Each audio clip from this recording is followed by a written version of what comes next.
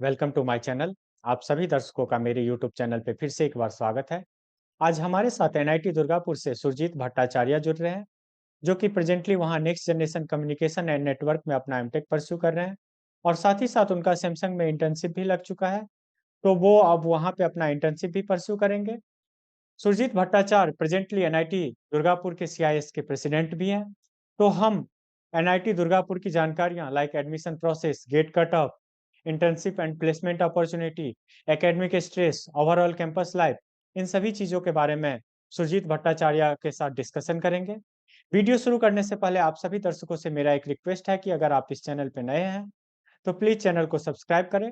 और साथ ही साथ अगर आपको किसी दूसरे कॉलेज का एमटेक रिव्यू देखना हो तो मैंने वीडियो के डिस्क्रिप्शन बॉक्स में एमटेक कॉलेज रिव्यू प्लेलिस्ट के नाम से एक लिंक दे रखा है। तो उस लिंक पे जाके आप जिस भी कॉलेज का रिव्यू देखना चाहो तो आप देख सकते हैं। तो सबसे पहले सुरजीत भट्टाचार्य, मुझसे जुड़ने के लिए आपका बहुत बहुत धन्यवाद। धन्यवाद अखिल, मुझे ये अपॉर्चुनिटी देने के लिए जहाँ पे मैं इस एनआईटी दुर्गापुर के बारे में थोड़ा एक विस्तार चर्चा कर सकूं। सुरजीत, सबसे पहले आप अपने बारे में थोड़ा ब्रीफली बताएं। नमस्कार दर्शकों, मैं सुरजीत भट्टाचार्य हूँ।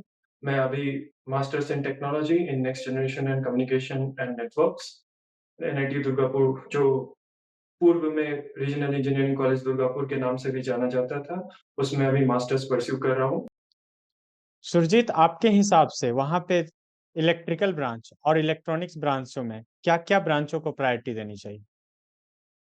जब भी कोई बंदा इलेक्ट्रिकल में आना चाहता है तो यहाँ पे तीनों ब्रांचेस है: पावर इलेक्ट्रॉनिक्स, पावर सिस्टम और IC. Priorities normally power electronics और पावर सिस्टम के लगभग सेम है। और आईसी, जिनका अगर गेट स्कोर थोड़ा बहुत कम है या फिर जिनको उनकी चाहिए के ब्रांच नहीं मिल रहे, वो आईसी को प्रेफर कर सकता है। और दूसरा, अगर आप इलेक्ट्रॉनिक्स में एडमिशन लेना चाहते हैं तो यहाँ पे एमटेक इन वीएलएसआई और MTech in next generation communication and networks जैसी स्ट्रीम अवेलेबल है। ये सब ब्रांचें हम कितना गेट स्कोर पे एक्सपेक्ट कर सकते हैं? आपको इलेक्ट्रिकल के जो ब्रांचेस है वो आप एक अगर एक रफ एस्टिमेट मांगे तो 450 से 500 के भीतर नॉर्मली स्टूडेंट्स को मिल जाए। और अगर स्पेशल राउंड में अगर वैकेंसी ज्यादा हो तो उस केस आप एक्सपेक्ट कर सकते हैं कि अब 400 में भी आपको मिल जा सकता है।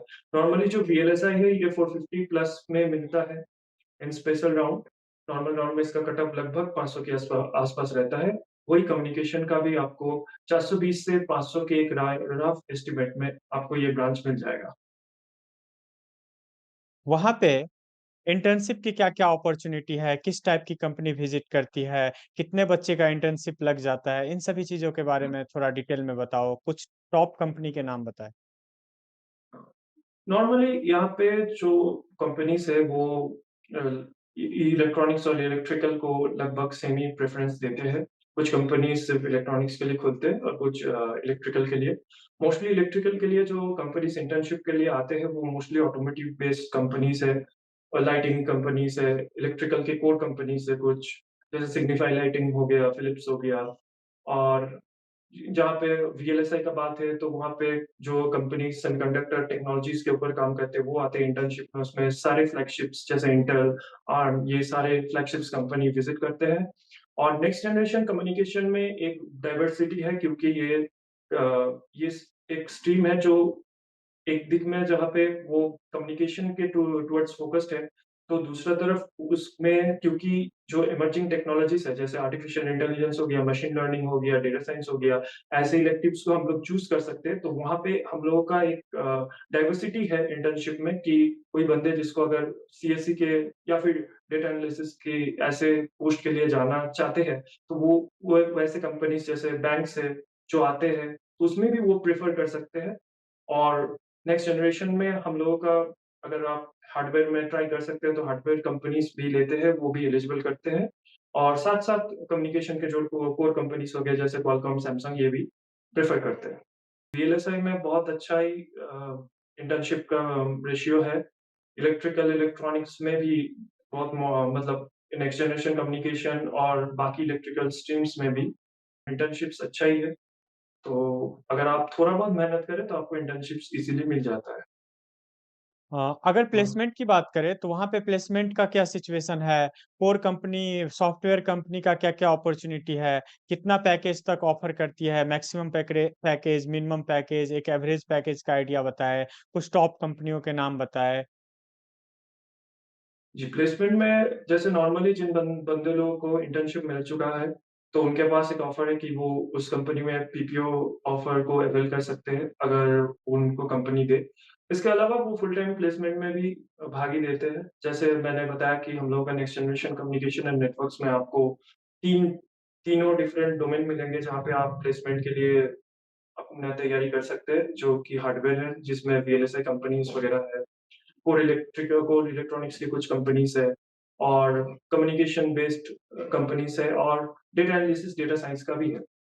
इलेक्ट्रिकल में जैसे मैंने बोला कि ऑटोमोटिव कंपनीज़ है जो प्लेसमेंट के लिए आते हैं, जो कोर इलेक्ट्रिकल के कंपनीज़ है जैसे कमिंस हो गए, टाटा मोटर्स हो गए, ऐसे कंपनीज़ आते हैं और और जो सीएस की कुछ कंपनीज़ हैं, जो मेनली डेटा एनालिसिस या फिर डेटा साइंस क्योंकि यहाँ पे हमारे यहाँ एक और ब्रांच है, मेमटेक ऑपरेशन रिसर्च, जो लगभग एक ट्विन ब्रांच है तुम्हारा एमटेक ऑपरेशंस और मैनेजमेंट को मिला के अगर एमलगेशन से ये ब्रांच स्टार्ट होता है, तो ये भी एक ब्रांच है जो बहुत लोग प्रेफ़र करते हैं जिनका कोर में उतना इंटरेस्ट नहीं है, वो ये ब्रांच को प्रेफ़र करता है। नॉर्मली हर गेट पेपर इस ब्रांच के लिए एलिजिबल है और इसमें जो प्लेसमेंट्स होते हैं वो मोस्टली बैंक्स के होते हैं। यही सेम प्लेसमेंट्स जो बाकी इलेक्ट्रिकल और इलेक्ट्रॉनिक्स का स्टूडेंट्स है वो भी अवेल कर सकते हैं अगर वो थोड़ा बहुत डेटा एनालिसिस, डेटा साइंस और जो इमर्जिंग टेक्नोलॉजीज़ है जैसे एआई, मशीन लर्निंग इसमें अपना थोड़ा हैंड्स डर्टी करें। सो मोस्टली इलेक्ट्रिकल और इलेक्ट्रॉनिक्स को सेम ही प्लेसमेंट अपॉर्च्युनिटीज़ मिलते हैं। कुछ फ्लैगशिप कंपनी से इलेक्ट्रॉनिक्स डोमेन के जैसे क्वालकॉम हो गया, इंटेल हो गया, एएमडी हो गया, आर्म हो गया, जो नाम जाने कंपनीज़ है, जो स्टॉलवर्ड्स है इलेक्ट्रॉनिक्स डोमेन के और इलेक्ट्रिकल डोमेन के जैसे फिलिप्स हो गया, टाटा मोटर्स, कमिंस जो नॉर्मली सारे कॉलेजेस को विज़िट करते हैं। यहाँ पर भी वो विज़िट करते हैं और जो अगर प्लेसमेंट स्टैट्स देखें तो प्लेसमेंट लगभग 1-2 बंदे का छोड़ के सबका हो जाता है जो लोग फर्दर स्टडीज़ करना चाहता है, डॉक्टरेट में जाना चाहता है, इंजीनियरिंग सर्विसेज़ वगैरह का प्रिपरेशन करना चाहता है, तो वो लोग उतना प्लेसमेंट के तरफ झुकाव नहीं दिखाते। तो इसके चलते जो स्टैट्स है वो बहुत अच्छा है, एक हैंडसम पैकेज मिलता है अगर हम लोग प्लेसमेंट सिनेरियो की बात करें, तो वो लगभग आपका 85 टू 90 चला जाता है। कुछ-कुछ डिपार्टमेंट में वो 100% भी है और तो 1-2 बंदे जो प्लेसमेंट में उतना इंटरेस्टेड नहीं है, जो कॉम्पिटिटिव एग्ज़ामिनेशन की तैयारी कर रहे हैं, तो उनको छोड़ के लगभग सबका प्लेसमेंट हो जाता है। और जो प्लेसमेंट का रेंज है, वो आपका 10 से 25 के आस-पास में पैकेज लगता है। जो फ्लैगशिप्स कंपनी है, वो नॉर्मली 20 के ऊपर पैकेज देते हैं। अगर कोई कोर ब्रांच के स्टूडेंट सॉफ्टवेयर की तरफ अपना करियर बनाना चाह रहे हैं, तो उन्हें जी। किस टाइप की अपॉर्च्युनिटी अवेलेबल है? वो सारे कंपनी में पार्टिसिपेट कर सकते हैं या नहीं? वो लगभग सारे सॉफ्टवेयर कंपनीज़ में ही एलिजिबल है, एक्सेप्ट कुछ कंपनीज़ है जो स्पेसिफिकली चाहते हैं कि वो सीएस के बंदे उठाए। रिमेनिंग अगर आप देखेंगे तो उसका अगर गिनती करेंगे वैसे कंपनीज़ का तो रफ़ली 1 या 2 कंपनीज़ ही है जो एक स्पेसिफिक स्ट्रीम के लिए आते हैं। लगभग यहाँ के जो कंपनीज़ आते हैं सब सर्किटल ब्रांच को अलाउ करते हैं। टॉप सॉफ्टवेयर कंपनीज़ में जैसे सैमसंग हो गए, क्वालकॉम हो गए, इंटेल भी आते हैं। जो कंपनीज़ हम लोगों के यहाँ हार्डवेयर के लिए आते हैं वही कंपनीज़ सीएस को सॉफ्टवेयर रोल के लिए भी नॉर्मली जैसे हर कॉलेजेस में आते हैं, यहाँ भी आते हैं। अगर कोई नॉन वीएलएसआई स्टूडेंट लाइक हुँ। इलेक्ट्रिकल के हो गए या फिर कम्युनिकेशन वाले हो गए, वो वीएलएसआई में अपना प्रोफाइल बनाना चाह रहे हैं, तो वो क्या सारे कंपनी में वीएलएसआई कंपनी में एलिजिबल होते हैं?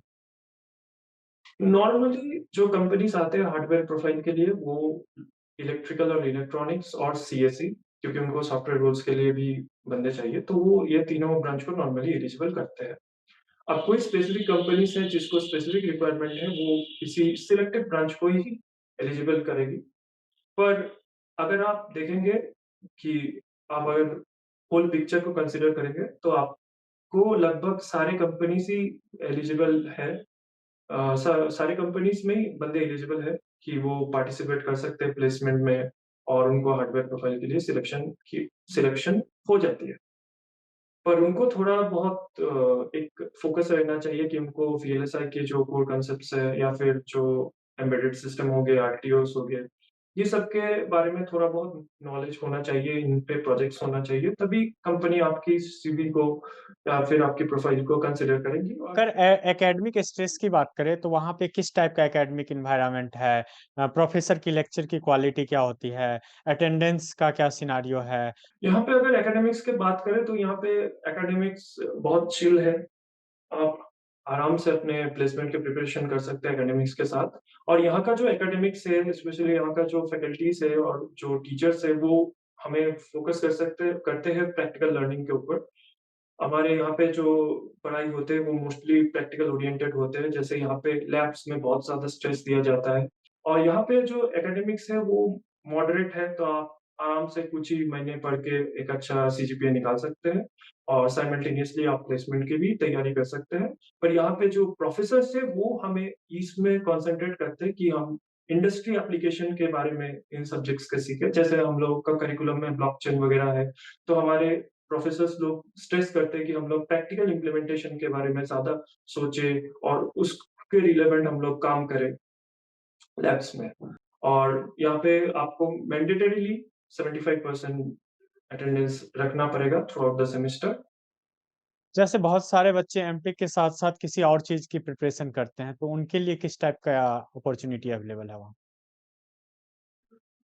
क्योंकि एकेडमिक्स थोड़ा-सा चिल है, तो आप नॉर्मल क्लासेस के बाद अपने अगर टाइम को ठीक से यूटिलाइज़ कर पाएँ, तो डेफ़िनिटली आप बाकी जो कॉम्पिटिटिव एग्ज़ामिनेशंस होते हैं या फिर जिनको मैनेजमेंट फ़ील्ड में जाना होता है, वो कैट की प्रिपरेशन करते हैं। तो नॉर्मली वो ये एग्ज़ाम्स की तैयारी कर सकते हैं, एकेडमिक्स उतना इंटेंस नहीं है। अगर ओवरऑल कैंपस लाइफ़ की बात करें तो आपका कैसा एक्सपीरियंस रहा है? वहाँ का हॉस्टल किस टाइप का है? मेस के खाने की क्वालिटी क्या है? और भी क्या-क्या कॉलेज में फैसिलिटी अवेलेबल है? इन सभी चीज़ों के बारे में। हमारा कॉलेज क्योंकि एक हिस्टोरिकल लीनिएज की नींव रखता है, तो इसका जो एलुमनी कनेक्शन है, वो भी बहुत अच्छा है और इंटेंस है और बहुत हेल्पफुल है। तो यहाँ पे जो लाइफ़ है, वो बहुत ही डाइवर्स है और वाइब्रेंस है।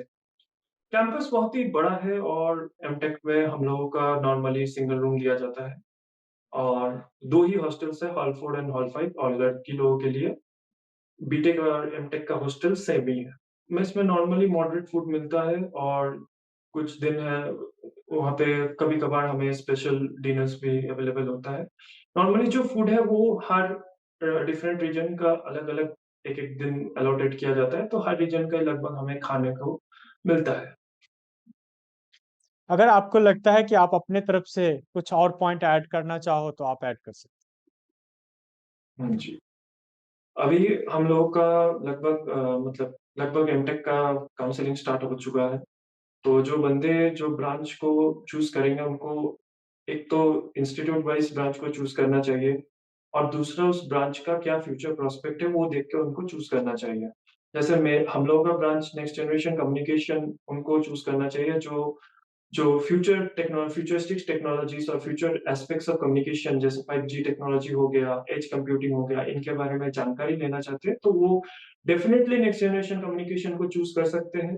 या फिर जिनको आर्टिफिशियल इंटेलिजेंस और मशीन लर्निंग जैसे टॉपिक्स को कम्युनिकेशन डोमेन में अप्लाई करना है, तो वो भी चूज़ कर सकते हैं।